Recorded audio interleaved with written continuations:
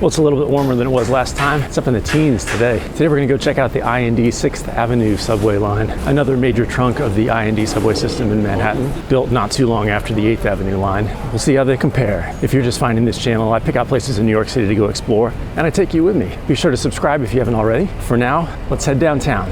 Let's go.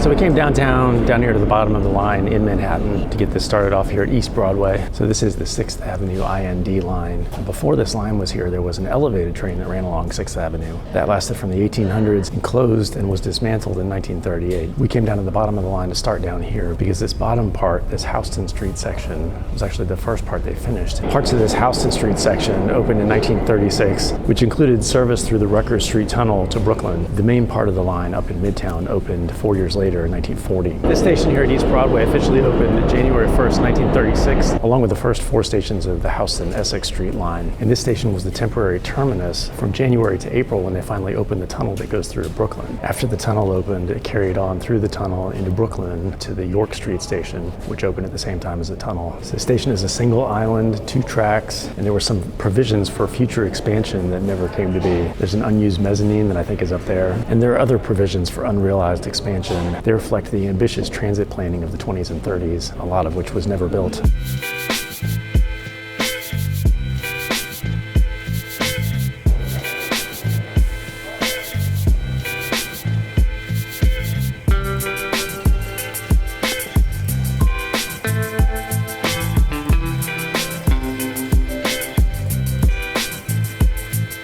That was like 3 levels of mezzanines.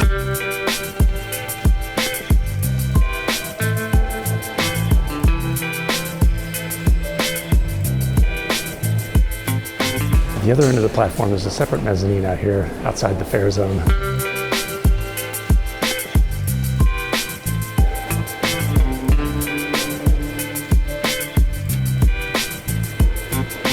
So this next stop is Delancey Street. This also opened with that first section in the lower part of Manhattan. Originally, the IND portions of the stop at Delancey Street and the BMT Nassau Essex Lines station were separate, but a free transfer was implemented in 1948, integrating the IND 6th Avenue line and the BMT Nassau Street line. This was one of the many inter-system transfers added after the city unified the subway system. The station is relatively deep compared to other IND stations because it had to be built below existing infrastructure, including the BMT station. When it opened, it had a nearly full-length mezzanine, but a lot of that was closed off later.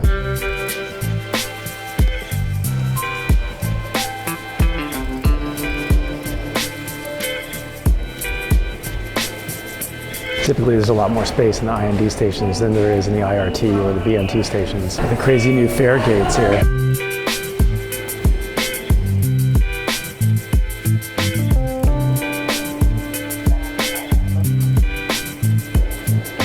All right, now we're at 2nd Avenue. So at this point, the line is going east-west underneath Houston Street, and it does that until it turns up 6th Avenue. So this station also opened in 1936 as part of that first section that opened of this line. They had big plans for this station. It's part of a broader plan for an IND extension that was supposed to go up 2nd Avenue, the famed, mythical 2nd Avenue subway. They've been dreaming about it since the 20s and 30s. They finally got that section of the queue open up between like 63rd and 96th Street that opened in the 2010s, but there are no plans for the 2nd Avenue subway down in this area. The original 2nd Avenue plans were part of that massive IND expansion plan in the 1920s that was never realized because of the Great Depression. This station's 4-track layout and island platforms reflects the station's role in early IND planning as a potential major transfer or through station for future lines. Again, the station's size and layout reflect ambitious IND plans that never came to be.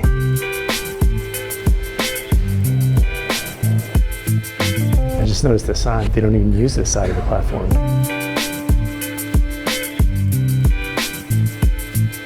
There's not much of a mezzanine at this station. There's an exit at the 2nd Avenue end of the platform. This stretches all the way down to 1st Avenue, so you can get out that way too.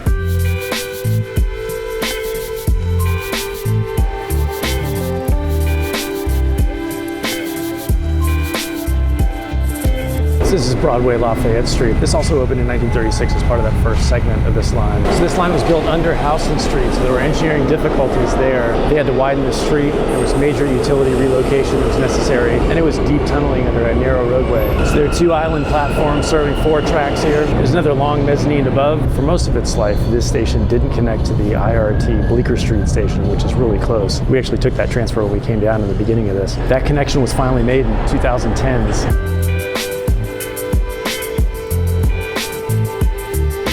Again, we got pretty wide platforms, design that's typical of the IND stations. They just feel like big stations.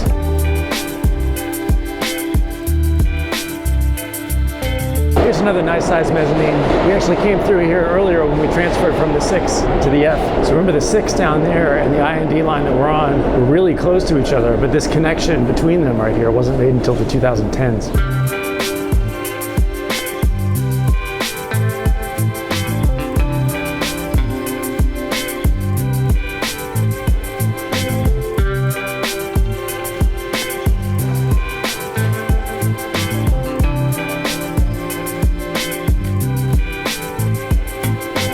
We're back here at West 4th Street. We were here for the IND 8th Avenue line because this is a major transfer point between the 2 lines. Check out that episode if you haven't seen it yet. So now we've taken the turn upward along 6th Avenue, and these stations from here on up were first opened in 1940. This station was particularly important because it was designated the main transfer point between the IND lines. Like I said, this is where the 8th Avenue line and the 6th Avenue line met up and broke apart, went up the island, went over toward Queens, went down toward Brooklyn. So this was a central transfer hub. It's 2 massive platforms, 4 tracks on 2 different levels. We're on the lower level right now. Only a few stations had 2 full levels of 4 tracks each. So this again demonstrates the city's vision for a high-capacity interconnected subway system. And this station served as a template for later stations in Queens and Brooklyn.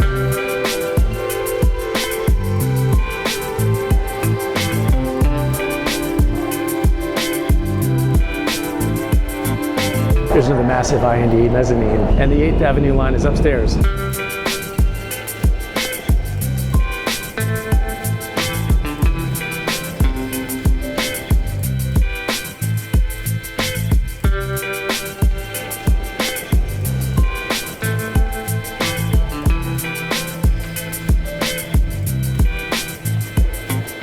Now we're at 14th Street. This station also opened in 1940. So the station is directly above the 14th Street path station. So in construction of this, they had to avoid disturbing the path tunnels. Because of that, you got a kind of interesting layout here. They had to put the local tracks on the outer sides of the alignment. That's why this station has kind of an offset layout compared to the path platforms. This is a local station with 2 platforms and 2 tracks. And there are lots of independent entrances and exits here, which reflect the complex street grid above us. This is the southernmost local stop before the 6th Avenue line merges with the Rutgers Street tunnel line. This is a very complex and busy intermodal station because of the path station being right near here.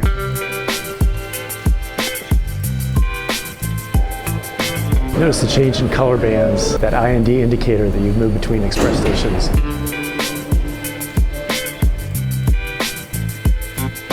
This is a different kind of mezzanine, but it shows the difference in this station because of where the path station is. It appears that there's still not a way to cross over between the uptown and the downtown sides without going out over the street. Never mind, there is one now. And it appears you can transfer to the IRT line and the L.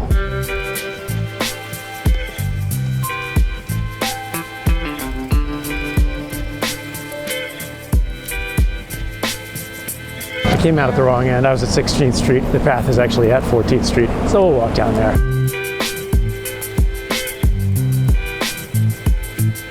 So the path entrances are allegedly on the other side of 6th Avenue. The path, by the way, is the train that goes to New Jersey. It's the Port Authority Trans-Hudson. We don't want that though. Let's get back on uptown.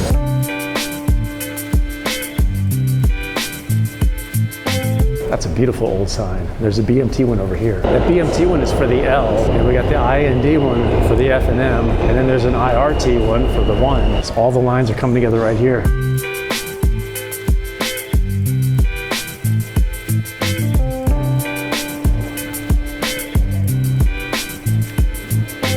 This 23rd Street's another local station. It also opened in 1940, along with the rest of this part of the line. Again, 2 tracks, 2 platforms, and there's no crossover between uptown and downtown here without going outside. The station is still in kind of a funny configuration because we're still right next to the path tracks. In the 1960s, deep express tracks were added under this line, but they don't stop here. There were provisions made for a platform here, but that never happened.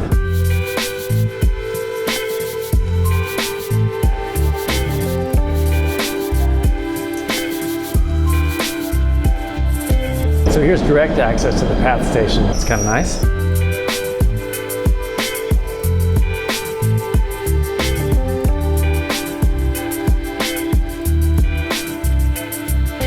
Those entrances we came out of were all modern. Here's some classic entrances though. All right, back down.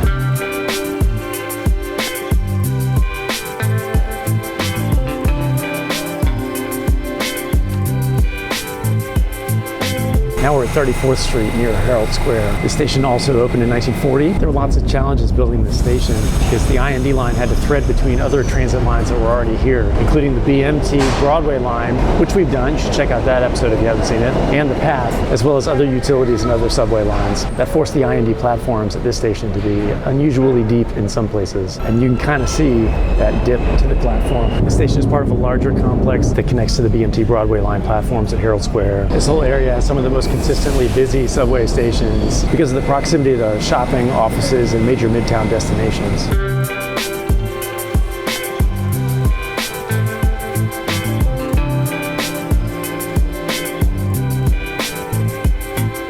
The transfer to the Broadway line is over there. That's where we were last time.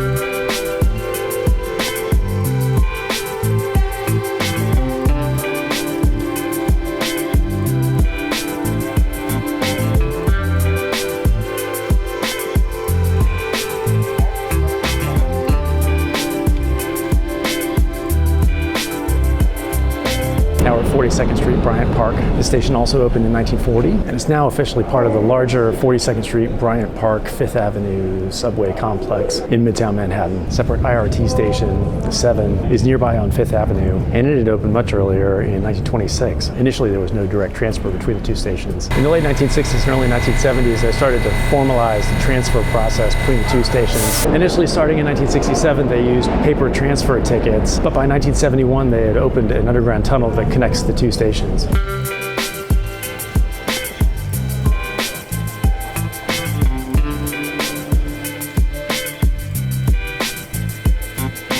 So this is that fairly new tunnel that connects to the 7.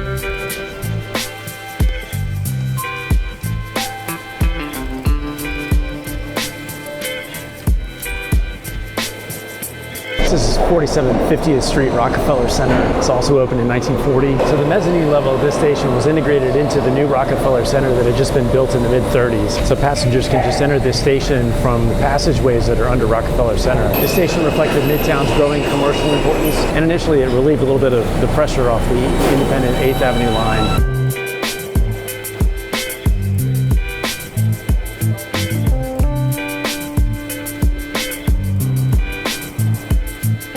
Another nice sized mezzanine. You can see back into Rockefeller Center over there. Looks like the mezzanine is chopped up, so there's more of it there past that fare control area. I guess you could go down and come back up over there. There's more of the Rockefeller Center mezzanine outside the fare control mezzanine for the subway. We've done Rockefeller Center once before. It was pretty early in my time doing this, so I'd like to go back and do it again sometime. It's a really neat place, especially if you love Art Deco, which I do.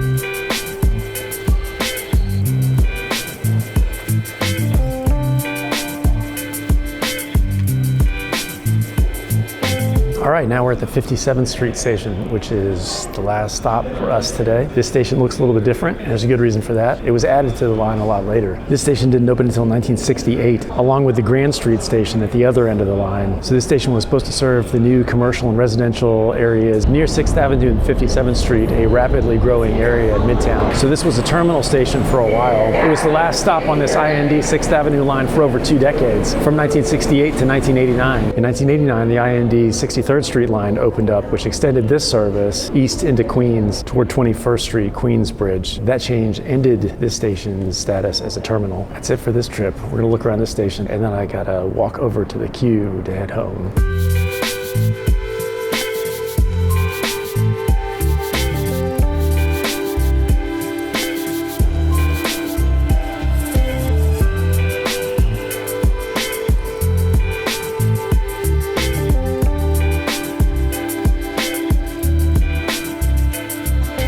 Even with the newer station, it's got a nice mezzanine.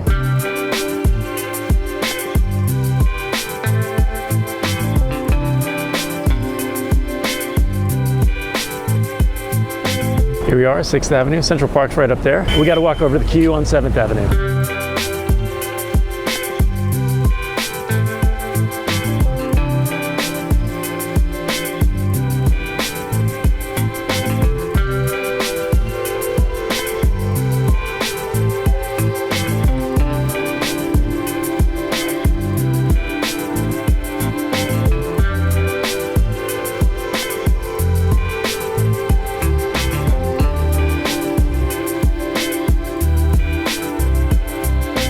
I'm back up to the east side after a fun look at the IND 6th Avenue subway line. Next time I'm planning on checking out the IRT 7th Avenue extension, so come back for that one. If you're just finding this channel, be sure to check out all the rest of the episodes already available on YouTube up to the east side. Like and subscribe, tell all your friends about it, and look for new episodes every Friday. Thanks for coming with me to explore New York City. I'll see you next time.